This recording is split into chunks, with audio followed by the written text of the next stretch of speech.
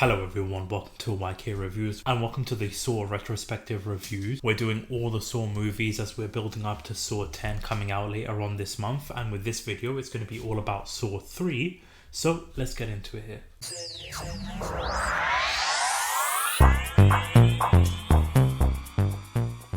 So we've already done reviews for Saw 1 and Saw 2, so I'll post a playlist up here so that you can go check out those reviews and my thoughts on those ones. Really enjoyed both those movies. Saw 1, that ending, honestly, one of the best endings on Saw.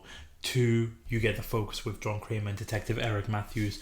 Now with this one, again, this is going to be a spoiler review, so if you haven't seen the movies, this is all spoilers.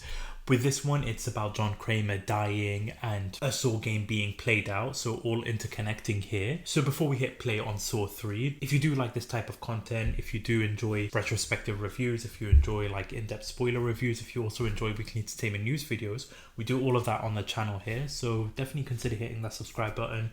All the usual YouTube stuff, like, share, comment down below, hit the notification bell so that you don't miss out on those videos. We'll truly appreciate it here. But with Saw 3, it kicks off where Saw 2 left off, where you've got Eric Matthews in that bathroom after being locked away by Amanda from the previous movie. So we see his struggle and how he's going to be escaping. So we see Dr. Gordon's foot from the first movie there. We see the saw. He's going to try to saw his foot off. He gets that idea, but he couldn't do it. So what he does instead is that he gets a tile and just starts smashing his foot, which really was gruesome to watch. But he basically breaks his ankle in order to be able to escape, so he's like crawling out. He manages to escape, and then we cut away from there, and that's where we get introduced to Detective Hoffman, who is going to be a big major player in the rest of the franchise. He's basically at the crime scene with body parts everywhere, and we get flashbacks to this victim where he is all like hooked up, his body's like all chained up. He doesn't manage to escape, he doesn't manage to survive, and his whole body just gets split wide open in such a gruesome death. And then we see where Kerry is, who was in the previous 2 movies. She was a main focus in terms of like the second movie with her and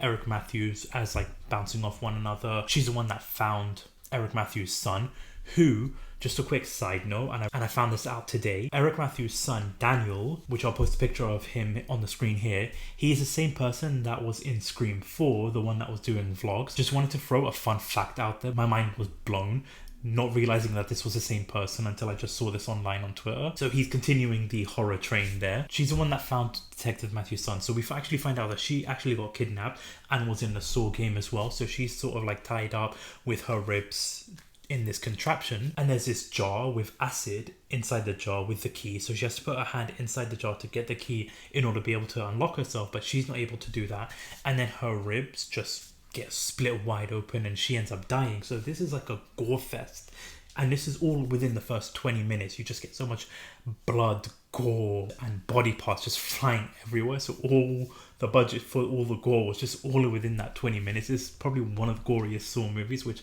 I'm all for. But then Detective Kerry is essentially killed off now in this movie. And then we get introduced to this character, Dr. Lynn. We sort of see like her lifestyle or how her domestic life is, which this man is asking Dr. Lynn for a divorce, and she's a doctor, so she's in the hospital and her like mind is all over the place. She then gets kidnapped and we see her in the same location as Amanda and Johnkramer. That's what we see, Johnkramer on his deathbed. They put a contraption on Dr. Lynn's neck where she has to keep John's heartbeat steady, otherwise if his heartbeat declines or flatlines, then she ends up dying.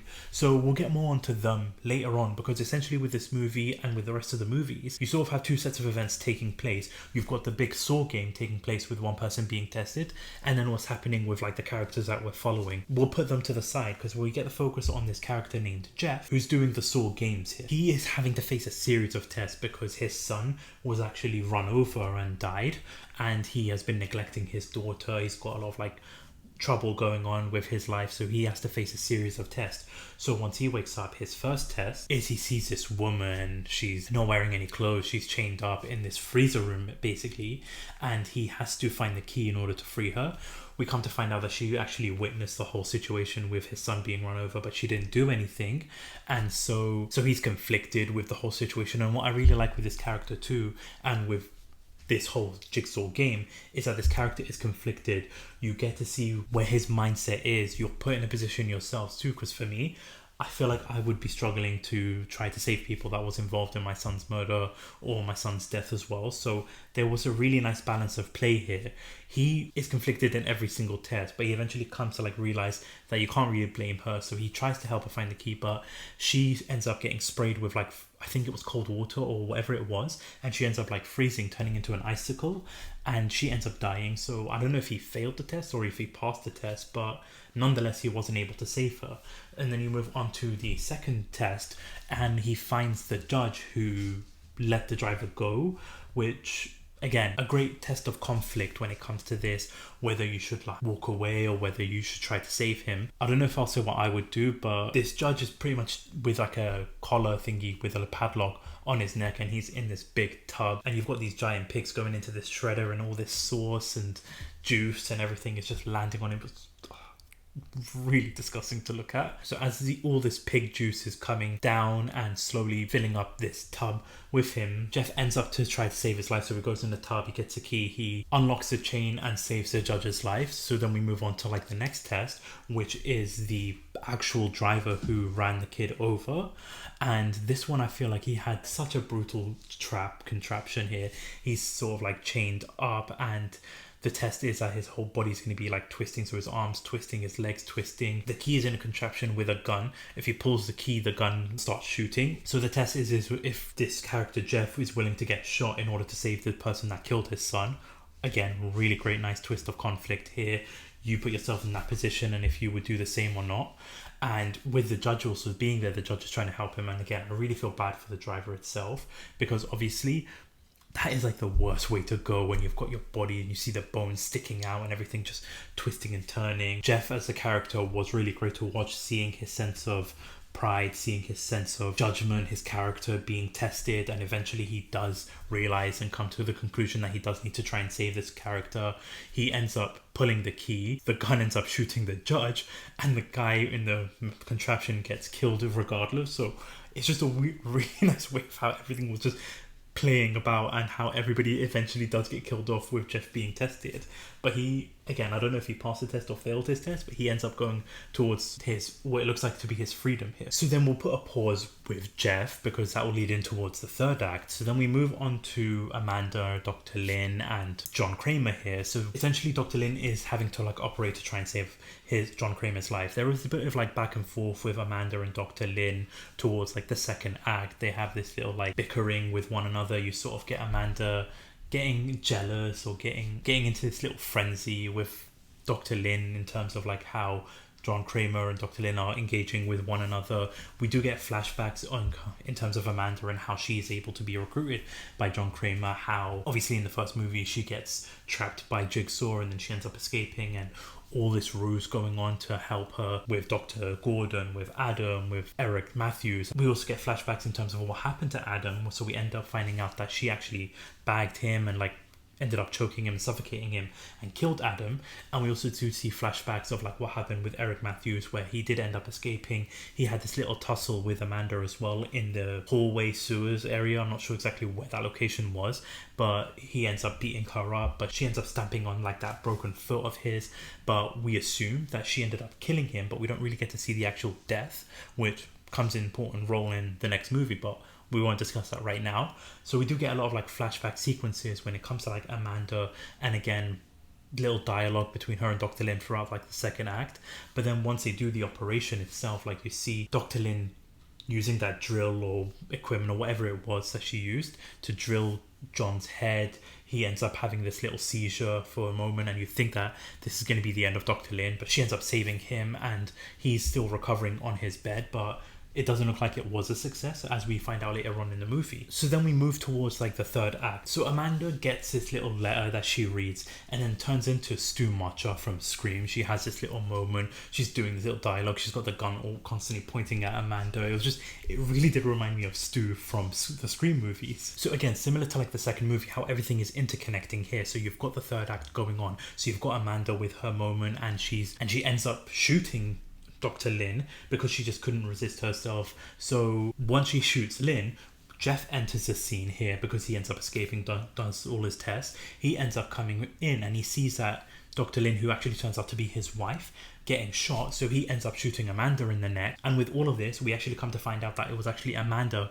who was being tested, not Dr. Lin. So Amanda, with John Kramer dying, Amanda's the one being tested with all of this about her will and everything like that, because the whole point of being Jigsaw is to test people, to give them a chance. And with Amanda, she's just on a killing spree essentially, so she ends up getting shot by Jeff. And there was actually a really nice piece of dialogue as well with John Kramer, where earlier in the movie he says this one piece of dialogue saying that how he hates murderers, because with Dr. Lin and him going back and forth, he says that nice little line of how I hate murderers.